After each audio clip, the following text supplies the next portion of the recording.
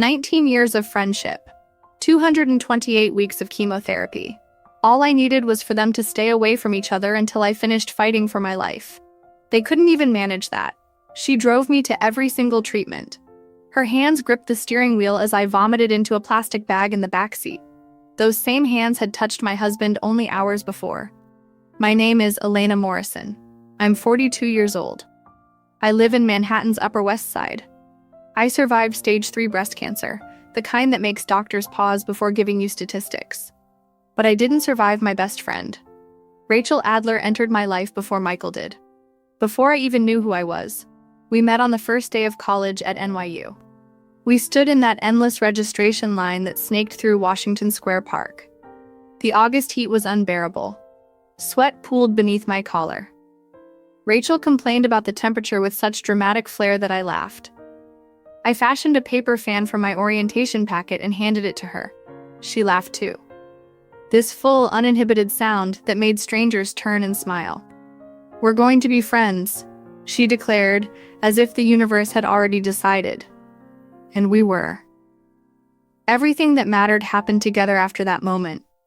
We threw our graduation caps into the same patch of sky. We got our first jobs at publishing houses only 3 blocks apart. She stood beside me at my wedding in champagne silk as my maid of honor. 3 years later, I was her only bridesmaid. I held her bouquet while she made promises to Mark Levine. Promises she would later break. The divorce came fast and ugly. The kind that leaves financial scars deeper than emotional ones. I paid half her legal fees without her asking. $7,800 transferred on a Tuesday afternoon while she cried in my kitchen. "Sisters don't abandon each other," I told her, pressing the bank receipt into her trembling hand. She kept that receipt in her wallet for 2 years. When Michael entered my life, Rachel was the first person I called. Even before I called my father. We sat in our favorite cafe on Amsterdam Avenue. The one with cracked leather booths and terrible espresso we loved anyway. I described every detail about him. The way his laugh started in his chest before reaching his face. How he looked at me like I'd suddenly come into focus. The sensation of being truly seen for the first time in my adult life. "This is it," Rachel said, squeezing my hand across the table. "I can tell." When Michael proposed in Central Park under the Bow Bridge, Rachel helped me choose the dress. Ivory lace with pearl buttons that took 20 minutes to fasten. When I gave birth to Sophie 16 months later, Rachel was in the delivery room at Mount Sinai. She held my left hand. Michael gripped my right. Both of them coaching me through contractions that felt like my body was tearing itself apart. My entire family existed in that room that night. You see, my mother died when I was 12. Ovarian cancer that went undetected until it was too late. I lived afterward with my Aunt Patricia in Queens. She loved me but had no idea what to do with a grief-stricken child who stopped speaking for 7 months. I learned early that family isn't always blood. Sometimes it's the people you choose when the world gives you permission to choose. I chose Rachel. I believed she had chosen me. Last February, I found the lump while stepping out of the shower. Small. Hard. Lodged in my left breast like a stone someone had placed there deliberately. I called my doctor the next morning. The mammogram came first, then the biopsy that left a bruise the size of a quarter. The 2 weeks that followed were the longest of my existence. When they called with the results, I was alone in our apartment. Michael was at his architecture firm in Midtown. Sophie was at school taking her chemistry final. The winter light coming through our windows made everything look washed out and distant. I dialed Rachel before the doctor had even finished explaining treatment options. She arrived in 20 minutes. We sat together on my kitchen floor, our backs against the cabinets that Michael had custom built the year before. I told her everything the oncologist had said. The staging. The aggressive nature of the tumor. The chemotherapy protocol that would span 6 months. Rachel cried before I did, her tears falling onto the hardwood we'd refinished together one long weekend. "You won't go through this alone," she whispered, pulling me against her shoulder. "I'm here." She was there. Or so it appeared to my eyes that desperately needed to believe in something. Treatment began in March on a Wednesday that started with freezing rain. 6 months of chemotherapy stretched ahead of me like a tunnel with no visible end. Every Wednesday at 10 a.m. at Sloan Kettering on the Upper East Side. Michael said he had unmovable meetings on Wednesdays. Client presentations that couldn't be rescheduled no matter how he tried. "I'm so sorry, sweetheart," he said. His voice carried what sounded like genuine regret. "This Richardson project is at a critical phase." I told him it was fine. Rachel would take me, and she did. Every single Wednesday morning. She arrived at our building at 8 a.m. carrying a decaf oat milk latte and a blueberry muffin from the bakery on 79th Street. The bakery that knew my order by heart. We'd sit in the waiting room with its pale blue walls and abstract art. She held my hand. She told me ridiculous stories about her disastrous dating life. She showed me videos of rescue dogs that made us both tear up. When they called my name, and I walked into that treatment room, Rachel sat beside me for all 3 hours. She read to me from novels neither of us could later remember. She scrolled through her phone showing me memes and celebrity gossip. Anything that might make me forget where we were. "You're the strongest woman I know," she said often. Too often, perhaps. She said it when I vomited into the blue basin they provided. When I lost my hair in clumps that clogged our shower drain. When I stood before our bathroom mirror crying at the stranger staring back. Pale. Bald. Barely recognizable.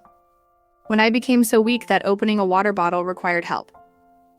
"You're strong, Elena," Rachel would repeat, stroking my back. "This will pass." I needed to believe her. So much that I ignored what I should have seen. On the drive home from my 5th treatment, we stopped at a red light on Lexington Avenue. Rachel glanced at her phone lying in the cup holder between us. A smile flickered across her face. Small. Private. Utterly unfamiliar. Something about it made my stomach tighten. "Who's texting?" I asked. My voice was still hoarse from dry hiving. Her head snapped up. "Oh, nobody. Just a funny meme." She grabbed the phone quickly, dropping it into her purse. The light turned green. I didn't think much about it then. I was too exhausted to analyze the way her cheeks had flushed. But I remember it now with perfect clarity. The way trauma sharpens certain memories while blurring others. I remember how her fingers trembled slightly as she gripped the steering wheel. How she turned the radio up louder than necessary. Michael had changed too, though the shifts were so subtle they barely registered. He came home later. The meeting ran long, you know how clients are. He showered immediately upon walking through the door, even on days when he claimed to have been at his desk all afternoon. His phone lived in his hand more than it used to. But he was attentive in ways that eased my suspicion before it could fully form. He brought me soup from the deli I loved. He sat beside me on our couch watching shows I chose. He told me repeatedly how proud he was. When I asked about his day, he'd deflect smoothly. Stressful, but nothing compared to what you're dealing with. The guilt would rise in my throat like bile. I felt like a burden he was too kind to acknowledge. In July, I completed my final treatment. They rang a bell in the treatment center. A tradition for patients finishing chemo. Everyone clapped. Nurses and other patients and the volunteer who always offered blankets. Rachel cried openly, mascara running down her cheeks. "You did it. God, I'm so proud of you." We drove home in her car. The same route we'd taken 24 times. Michael had decorated our apartment with balloons and a small cake from Levain Bakery. "You survived," he said, as though this had been his battle too. I smiled anyway. Yes, I survived. 2 weeks later came the full-body scan. The appointment that would determine if the poison they'd pumped into my veins had actually worked. I didn't sleep the night before. I lay beside Michael in our bed while he breathed deeply in the darkness. I stared at our ceiling, counting the shadows cast by streetlights.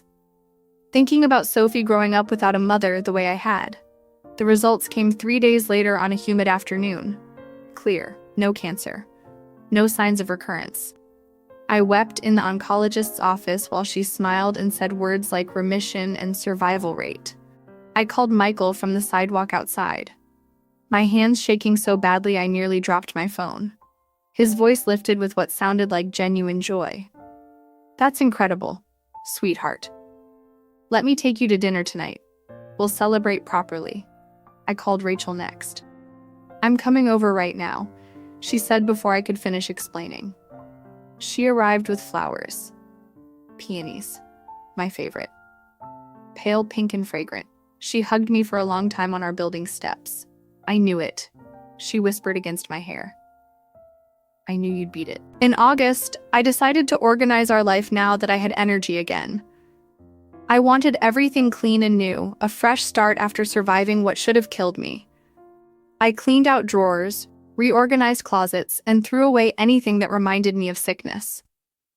One afternoon, I was sorting through Michael's home office, the small room overlooking 72nd Street where he sometimes worked on weekends. This wasn't forbidden territory. We'd been married 17 years. We didn't keep secrets, or so I believed. The manila envelope sat between ordinary papers like tax documents and old contracts. Nothing remarkable. I opened it without hesitation. Inside were receipts, hotel receipts, printed on that thin paper that fades if you leave it in sunlight. The Grandview Hotel. 4 receipts. March 8th, March 15th, April 5th, April 19th. Every single Wednesday, my treatment days. The floor seemed to tilt beneath me and I sank down, my legs suddenly unable to support my weight. I read them once, then again, then a third time, as though the words might rearrange themselves into something innocent. I pulled out my phone with trembling fingers, checking my calendar against the dates. Wednesday, March 8th was my second chemo session. Wednesday, March 15th was my third. April 5th, April 19th. Every receipt corresponded to a day when poison dripped into my veins while Rachel sat beside me. My heart pounded so loudly I could hear it in my ears. There had to be an explanation, something logical, something that didn't mean what my mind was already screaming. A work meeting at a hotel? But 4 times? On Wednesdays. The same day every week. I looked at the receipts again, forcing my eyes to focus. The same room number appeared on each one, room 724. The reservations were in Michael's name. But there was something else, a small detail I'd missed initially. A handwritten note on the March 15th receipt, scrawled in Michael's angular handwriting. The letter R, 2 p.m. The letter R, Rachel. Oh no! My hands began to shake so violently that the receipts fluttered like moth wings. My stomach lurched the way it used to after treatment. This didn't make sense. It couldn't make sense. Rachel? My Rachel, who'd known me for 19 years. Who drove me to every treatment? Who held my hand while I cried? I tried to think rationally to find another explanation. Maybe the letter R was someone else. Rebecca? Rose? But my mind refused to cooperate, instead pulling up memories I dismissed as insignificant. The smile in the car. The phone hidden quickly. How Michael showered immediately when he came home. How Rachel always asked about him saying, "How's Michael holding up?" This must be so hard on him too. I stood on legs that felt like water, clutching the receipts. I walked to our bedroom, opened Michael's closet, and began searching through pockets and drawers like a woman I didn't recognize. I found a card in his jacket pocket, small and cream-colored, from the florist on Madison Avenue. The handwriting inside was feminine, looping unfamiliar yet somehow known to me. For the difficult times. I'm always here. Signed with the letter R. No signature beyond that single letter. I smelled his shirts the way they tell you not to in articles about trust. Perfume clung to the fabric. Faint but unmistakable. Not my perfume. A scent I knew from countless hugs and car rides and afternoons spent together. Rachel's perfume. Chanel No. 5. Everything I'd believed shattered like glass dropped from a height. Every memory recalibrated itself into something hideous. Every "I'm here for you," every "you're so strong," every "we're family." All of it had been a mask, or worse, a cover for something happening in parallel to my suffering. I took the receipts and the card, placed them carefully in my purse, and sat on our bed. Then I waited, motionless, while afternoon light faded from our windows and evening arrived with its city sounds. Michael came home 2 hours later. "Hey, sweetheart." His voice carried that false cheerfulness people use when they're hiding something. He walked into our bedroom smiling, then stopped when he saw me sitting there. "Is everything okay?" he asked. My voice came out eerily calm. "Where were you on March 8th?" He blinked and the smile faltered. "What?" "March 8th. Where were you?" He thought for a moment, his face performing the calculations of someone trying to remember or construct a lie. "At work, I think." "Why are you asking?" "Room 724 at the Grandview Hotel." "Does that help your memory?" All color drained from his face as though someone had opened a valve. His mouth opened, then closed. His hands flexed at his sides. "Elena." "How many times?" I asked. "Listen, I can explain." "How many times?" Each word emerged separately, cold and distinct. Silence filled the space between us, thick and suffocating. He whispered finally, "It wasn't supposed to happen." "Answer the question." "I don't know exactly." More than 4 times, I held up the receipts. His silence confirmed everything. "More than 10, he looked at the floor. "How many times, Michael?" "I don't know," he said, his voice breaking. "Since April, maybe. Maybe before or after my diagnosis." "Elena, that's not before or after." My voice cut through his attempt at deflection like a scalpel. "After. Shortly after." The words landed like physical blows. "And her?" "Rachel." He nodded barely, his head moving in the smallest possible admission. "My best friend Rachel, the one who drove me to chemo." "It was a mistake. We didn't plan it. It just happened." I interrupted, my voice still terrifyingly calm. "On days when I was getting chemotherapy." The silence stretched. "Answer me." He whispered, "Yes." I stood, picked up my purse, and walked toward the door. "I'm sleeping in the guest room tonight. Don't follow me. Don't speak to me. Don't touch me. Elena, please. If you try to come in, I'll leave the apartment. Tomorrow I'm calling a lawyer."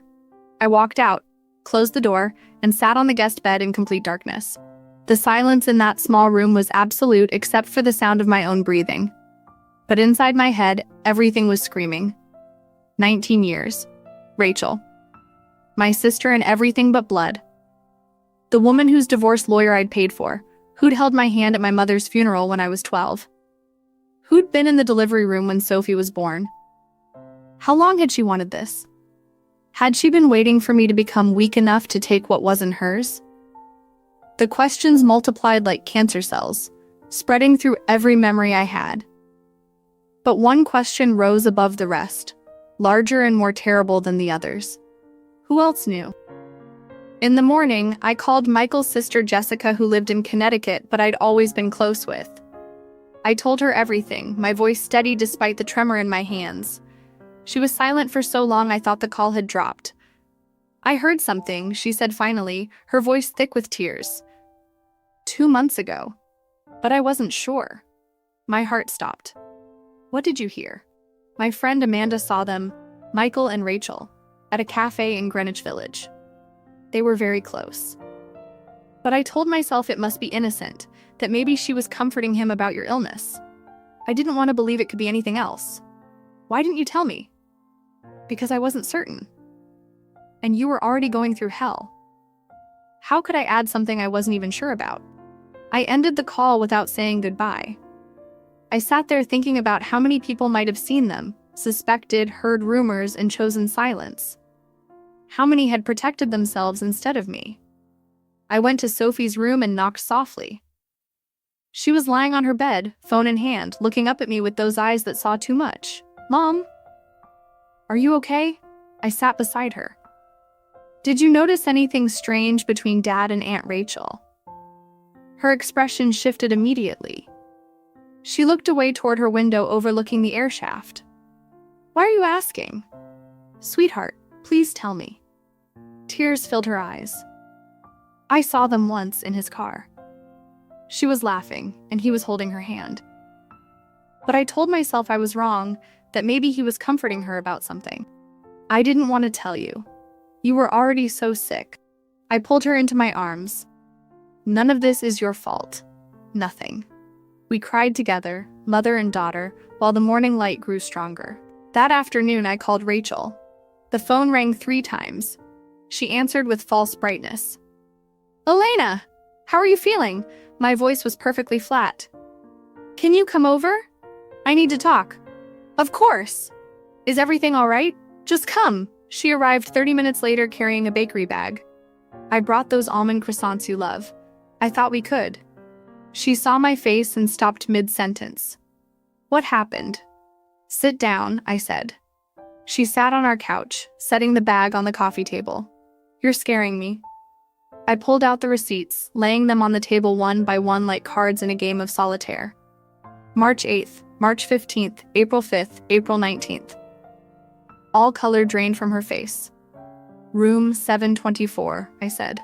"How many times were you there?" Her mouth opened and closed. She whispered, "Elena." "How many times?" Tears began streaming down her face. We didn't. It wasn't supposed to." "How many times?" "I don't know." "I'm sorry." "I'm so sorry." "Were you there after you drove me to treatment?" "The same day." She went silent, tears falling onto her lap. "Answer me." She whispered so quietly I almost couldn't hear. "Twice." "No, 3 times. I don't remember exactly." Something shattered in my chest, not my heart which was already broken, but something deeper, something I hadn't known existed until it broke. My voice came out cold and hard. "Get out of my house. Elena, please." "Let me explain. We didn't plan this. It just happened. He was lonely and I was. Get out. You're my sister. I love you. This was a mistake. A terrible mistake. You can't just..." I stood, my voice rising for the first time. I was dying. I was fighting cancer. I was losing my hair and my strength and every piece of myself. And you sat with me. You told me I was strong. You held my hand. Then you took me home and went to him, to my husband, on the same day, while I was in bed vomiting from the treatment that saved my life. She shook her head frantically, sobbing. "I'm sorry. I'm so sorry." 19 years, I continued, my voice dropping to something barely human. "I paid your divorce lawyer. I was in your wedding. You were at my daughter's birth. I thought of you as family. And you were just waiting for me to be weak enough to take what wasn't yours. It wasn't like that. Then what was it like?" She had no answer. "Get out," I said. "Now. Don't call. Don't text. Don't ever come here again. We're done. Elena. Jet OUT." She left, stumbling toward the door, leaving the bakery bag on the table. Almond croissants, my favorite. I threw the entire bag in the trash. The following days blurred together with lawyer consultations, divorce papers, and asset division. Michael tried to talk, tried to apologize, saying, "It was a mistake. I love you. We can fix this." I told him no, we couldn't, and he finally stopped trying. He suggested couples therapy, but I refused. He cried and mentioned Sophie. "Think about our daughter," he pleaded. "I am thinking about her," I replied. "That's why I won't teach her that betrayal can be forgiven." Rachel sent dozens of messages that piled up unread. She called hundreds of times, so I blocked her number. She tried to come to our building, so I had the doorman turn her away. She sent a letter, pages and pages, attempting to explain. I was weak. He understood me. I was lonely. I never meant to hurt you. I burned it without finishing. But there was something I hadn't done yet. Something that had been growing in my mind like a tumor of its own. Not revenge, that word was too simple. Closure, perhaps.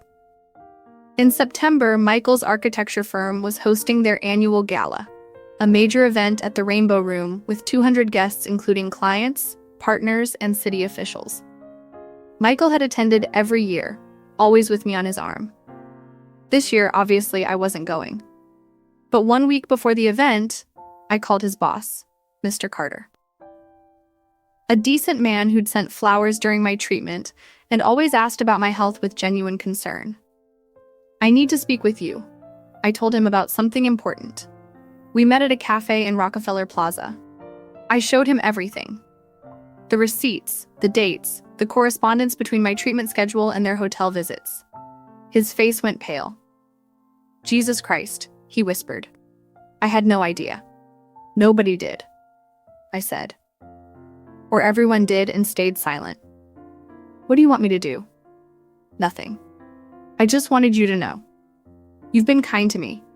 I didn't want you to be blindsided at the gala. He looked confused.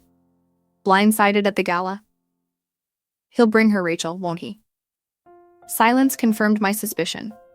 I smiled, cold and certain. Then I suppose I'll see you there. On the night of the gala, I went even though I hadn't been invited. I wore a black Armani dress I'd purchased before my diagnosis. It hung loose now on my smaller frame, but it was striking.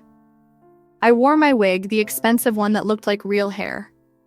Makeup applied with precision. I looked different, harder, stronger. I arrived late, after the cocktail hour.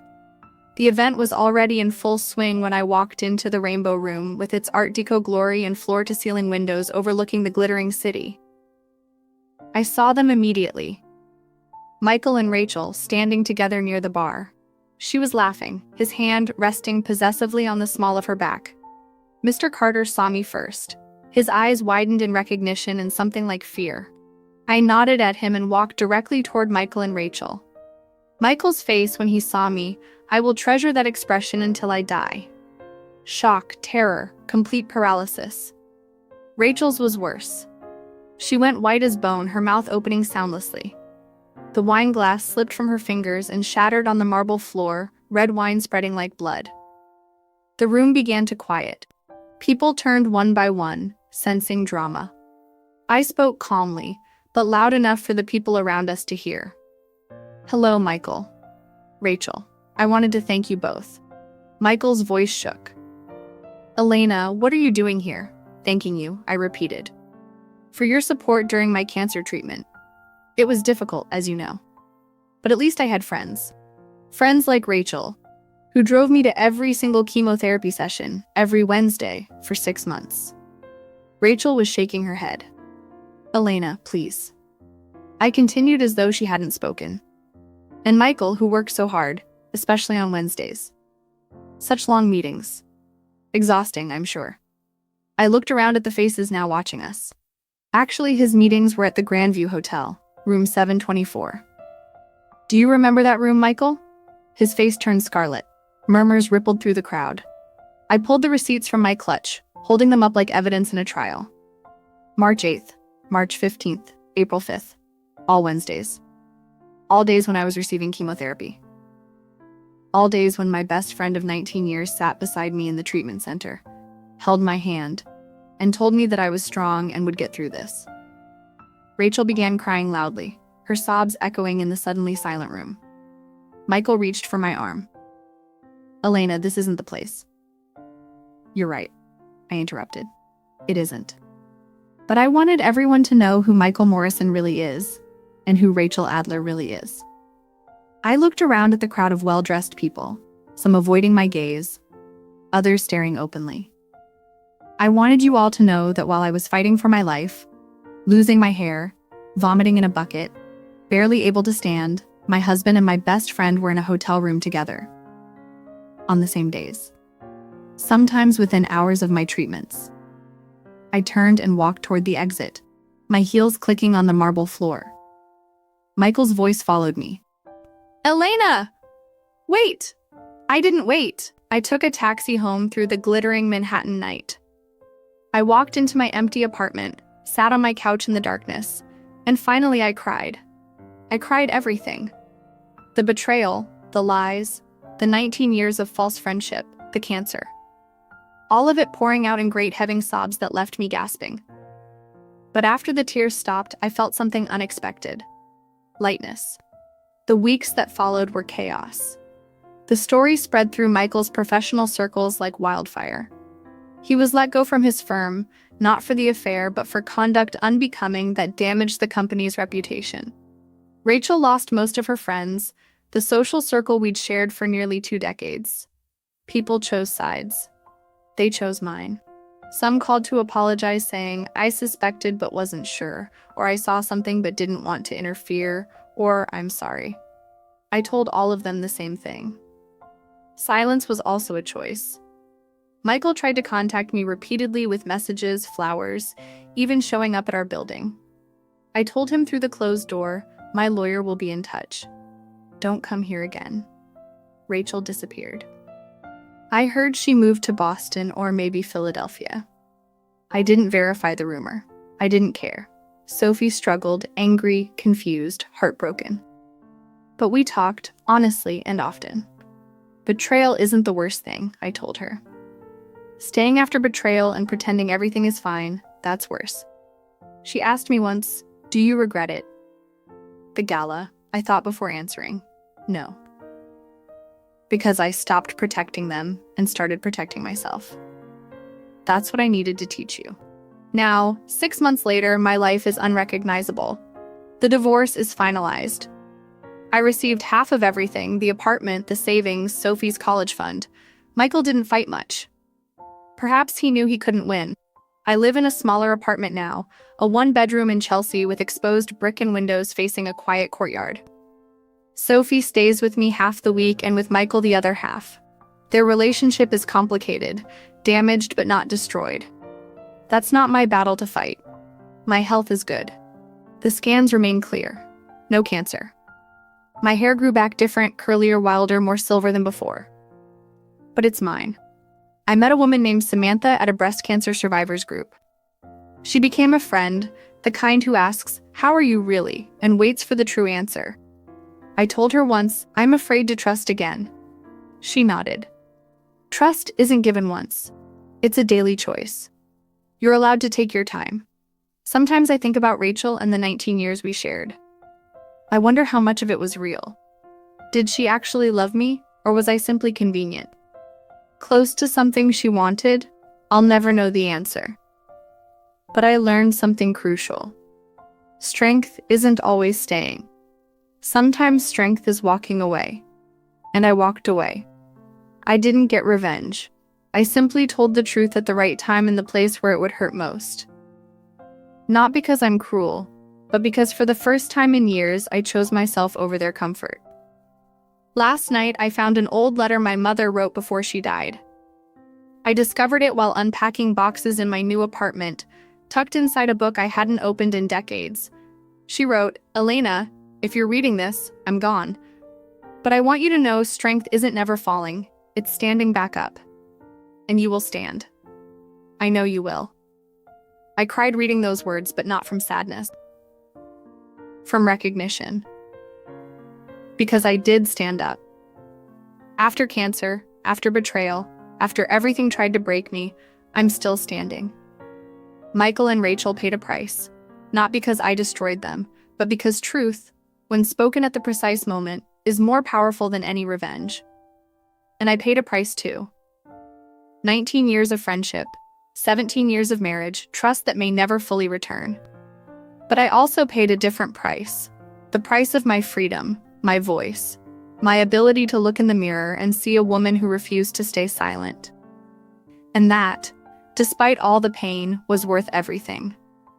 Epilogue. Some nights I wonder, what if I'd forgiven them? What if I'd tried to save the marriage? What if I'd given Rachel a second chance? But then I remember. I remember room 724. I remember her hand holding mine in the treatment center while cancer poison dripped into my veins. I remember that on those same days she held my husband's hand somewhere else. And I know the answer is no. Because some betrayals don't break things. They reveal what was always broken beneath the surface. I'm no longer the woman who accepts crumbs, no longer the woman who believes excuses, no longer the strong one whose strength is exploited. I'm now the strong one who knows when to walk away. And that is enough.